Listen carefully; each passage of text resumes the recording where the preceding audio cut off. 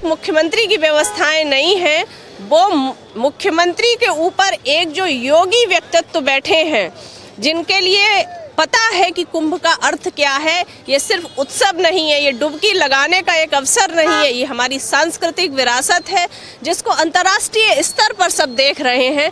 अगर इतना जो उत्तर प्रदेश मैंने ऐसा भी देखा था जब मैं बस में, ट्रेन में, स्लीपर में और अपने कामों से जाती थी, तो एक डर और भय का माहौल मैंने भी देखा था महाराज जी के शासन के पहले। तो जब बहुत कट्टरता आती है तो उस कट्टरता को कट्टरता से ही दूर किया जाता है। मैं एक उदाहरण आपको नारीत्व का ही दूंगी।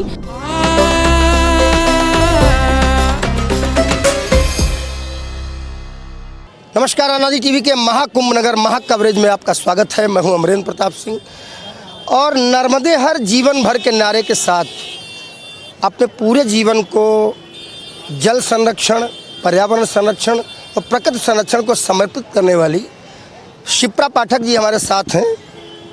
अपने पूरे जीवन में इन्होंने न जाने कितनी लंबी पैदल यात्रा की है और लोगों में एक मैसेज दिया है कि हमारा पर्यावरण बचेगा, नदियाँ बचेंगी, प्राकृतिक जल बचेगा, तभी जीवन बचेगा और तभी जीवन आगे बढ़ेगा।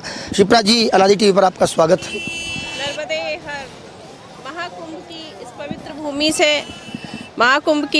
भूमि से मैं आप सबको प्रणाम करती हूँ और आपका चैनल का आभार प्रकट करती हूँ कि आपने इतने व्यस्त समय से हमें समय दिया। गोल क्या है, डेस्टिनेशन क्या है, जाना कहाँ है शिप्रा पाठक? एक आध्यात्मिक व्यक्ति को कहाँ जाना होगा? ईश्वर की ओर। लेकिन वो ईश्वर ऐसा नहीं है जो मतलब कम से कम मेरी व्याख्या ऐसी नहीं है मैं किसी गुफा में बैठकर सिर्फ ध्यान मग्न हो जाऊं। मेरी जीवन यात्रा और मेरा अध्यात्म कहता है कि अपने सिवा मानवता की सेवा होनी चाहिए। आपके इस जीवन में आने से, आपके इस पृथ्वी पर जन्म लेने से समाज का कुछ ना कुछ लाभ हो, ये मेरा अध्यात्म कहता है। ठीक है, लेकिन फिर इतनी शिक्षा दीक्षा, जिस परिवार में जन्म लिया, ब्राह्मण हैं आप, उच्च वर्णीय हैं, गौर वर्णीय हैं, देखने में लाखों में करोड़ों के बीच में भी खड़े होंगे तो अलग दिखते हैं। हमने सोशल मीडिया पे कांटे देखे हैं आपके पैरों में, ये आपको कहाँ लेके जाएंगे?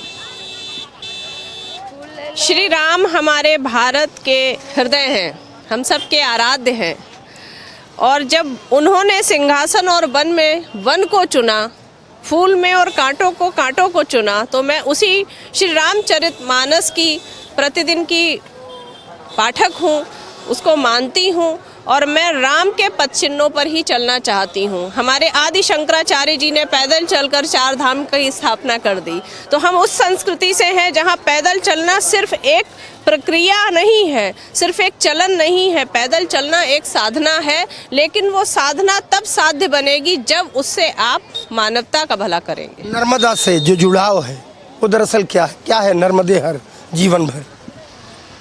मुझे लगता है कि बहुत सारे लोग परमात्मा को चुनते हैं पर बड़े कम ऐसे होते हैं परमात्मा जिन्हें चुनता है।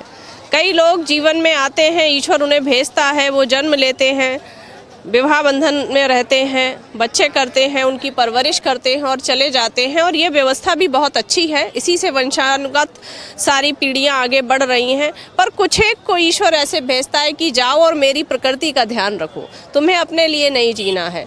माँ नर्मदा की 3600 किलोमीटर की जब परिक्रमा की तो वहाँ से ये समझ आया कि माई का जहाँ जहाँ दोहन और शोषण हो रहा है वहाँ वहाँ अर्थव्यवस्था भी डगमगाई है, स्वास्थ्य व्यवस्था भी डगमगाई है। इसका मतलब है कि नदी से हमारा आंतरिक एक संबंध है जो हम समझ नहीं पा रहे हैं। अतः राष्ट्र के विकास के लिए सर्वप्रथम नदियों का विकास करना पड़ेगा। हिंदू राष्ट्र वो तब बनेगा जब हिंदू का गौरव नदियाँ अविरल और निर्मल बहेंगी। यहाँ ये गंगा जी बह रही हैं, अविरल और निर्मल दिख रही हैं। किसी ने हमसे कहा कि अगर धारा निर्मल और अविरल हो जाए, धारा अविरल हो जाए तो निर्मल अपने आप हो जाती। शिप्रा पाठक में जो अविरलता दिखती है यही शायद उन्हें निर्मल बनाती है।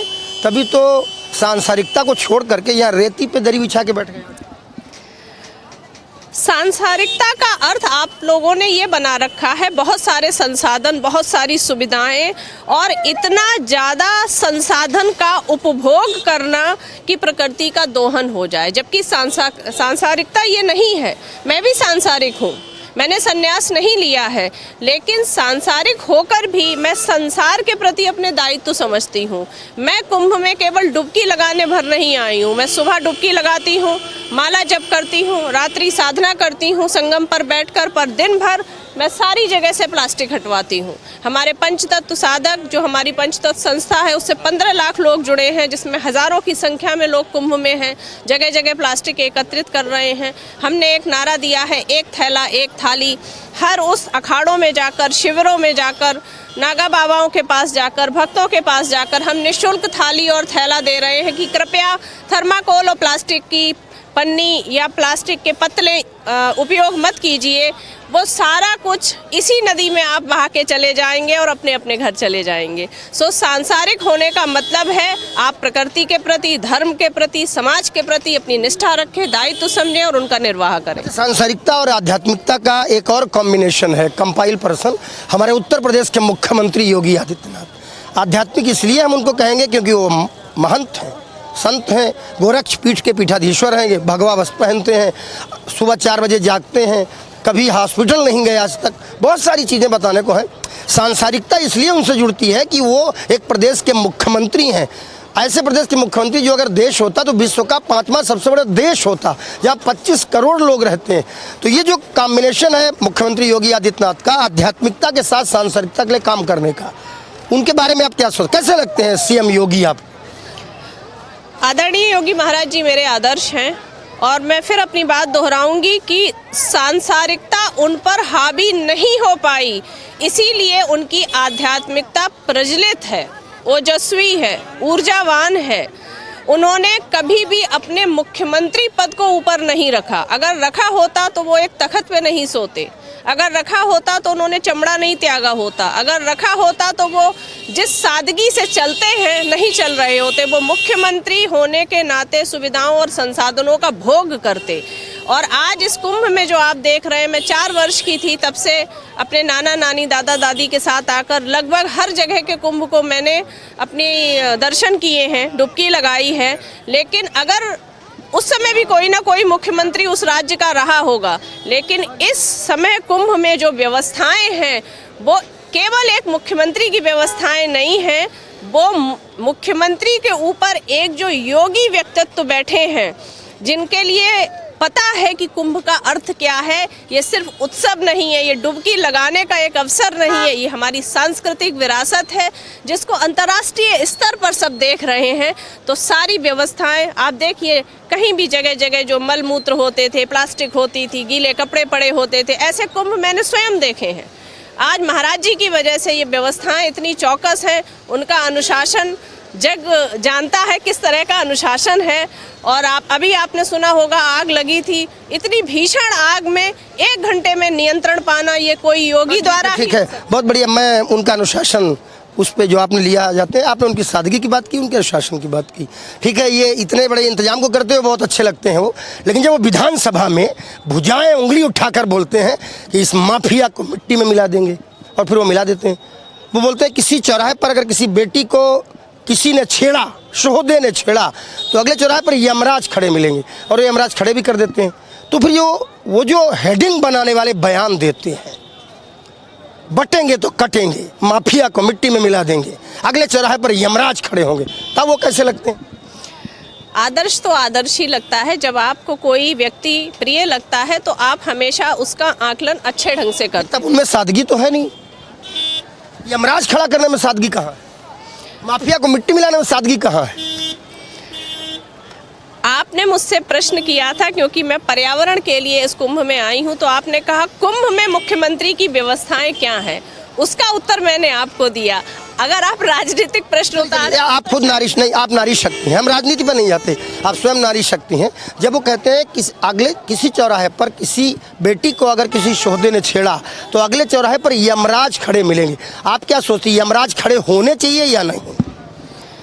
अगर इतना, जो उत्तर प्रदेश मैंने ऐसा भी देखा था, जब मैं बस में, ट्रेन में, स्लीपर में और अपने कामों से जाती थी, तो एक डर और भय का माहौल मैंने भी देखा था महाराज जी के शासन के पहले। तो जब बहुत कट्टरता आती है तो उस कट्टरता को कट्टरता से ही दूर किया जाता है। मैं एक उदाहरण आपको नारीत्व का ही दूंगी। हम लोग कहते हैं आज आधुनिक नारी इतनी हावी हो गई है अपनी आधुनिकता में, अपने स्वावलंबी होने में, अपने नौकरी पेशा होने में कि उसको घमंड हो गया है, वो संस्कृति भूल रही है। पर याद करिए इसी नारी को सती प्रथा के नाम पर, बाल विवाह के नाम पर, पर्दा प्रथा के नाम पर कितना दोहन शोषण झेलना पड़ा। तो उतनी कट्टरता उसने झेली है, इसीलिए ज्वलंतता से वो सामने आई है। तो महाराज जी के जो बयान है वो इसलिए हैं क्योंकि इसी प्रदेश ने बहुत अधिक महिलाओं की असुरक्षा देखी है, महिलाओं के प्रति असंवेदनशीलता देखी है। ऐसे भी बयान आए थे जिसमें ये कहा गया था कि हाँ ठीक है, गलती हो जाती है।